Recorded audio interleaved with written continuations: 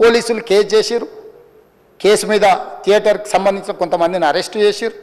Arrest చేసి 10-11 రోజుల తర్వాత పోలీసు హీరో గారింటికి వెళ్ళిండ్రు. మీరు కూడా కేసులో A11 మీ మీద కేసు ఉందని చెప్పడానికి పోలీసులతో దురుసుగా ప్రవర్తించిండు. మీరు ఆ వీడియోలన్నీ కూడా చూసిండ్రు.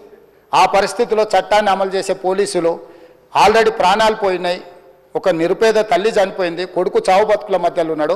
ఆ రోజు కోర్టుల కేసులు కూడా వస్తున్నాయి. కోర్టుకు కూడా మీరు విచారణలు ఏం చేసిండ్రని కోర్టుకు కూడా పోలీసులు జవాబు చెప్పాల్సిన పరిస్థితి ఉండే అధ్యక్ష.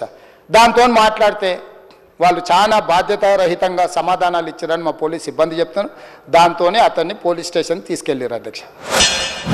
సార్ నేను సినిమా చేసి సినిమా చాలా పెద్ద సక్సెస్ అయ్యి ఉండి ఆ సక్సెస్ అంతా పక్కన పడేసి మొత్తం గత 15 రోజులుగా నేను ఇక్కడే కూర్చుని అన్ని ఫంక్షన్స్, అన్ని ప్రోగ్రామ్స్, అన్ని సెలబ్రేషన్స్ అన్ని మాక్సిమం క్యాన్సిల్ చేసేసుకుని పబ్లిక్ ఫంక్షన్స్ అన్ని పెడతా ఉన్నాయి. అన్ని క్యాన్సిల్ చేసుకుని ఒక్కడనే ఇక్కడ కూర్చుని కాళ్ళల్లో భారం, వాపు లేదా అల్సర్ తో బాధపడుతున్నారా? ఇవి వెరికోస్ వెయిన్స్ లక్షణాలే. భారతదేశంలో number 1 varicose veins hospital Avis ను సంప్రదించండి. ఇప్పుడే మీ అపాయింట్మెంట్ ను బుక్ చేసుకోండి. అరే ఇలాంటి టైం ఎలా ఉండేది, నేను ఎలా ఉండాల్సిన టైం ఇలా అయిపోయింది అంటే నేను ఒక్కనే కూర్చుని 15 రోజులు ఇంట్లో ఎక్కడికి వెళ్ళబోతున్నా, నా ఆఫీస్కి వెళ్ళబోతున్నా. నేను సొంతగా సినిమా తీసా.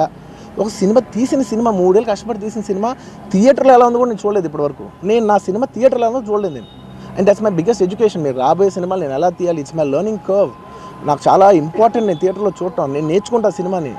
నేను మీకు నెక్స్ట్ ఇవ్వాలంటే సినిమా నేనేం చెప్తున్నానంటే ఇలాంటి టైంలో కూడా నేను ఒక్కనే ఇంట్లో 15 రోజులు కూర్చుని అరే ఇట్స్ ఓకే, అయ్యేది ఇట్స్ ఓకే, మన తప్పేం లేదు అంటే డైరెక్ట్ ఇన్వాల్వ్మెంట్ లేదు. ఇట్స్ నా ప్రెమిసెస్లో అయింది కాబట్టి I am extremely apologetic for what has happened.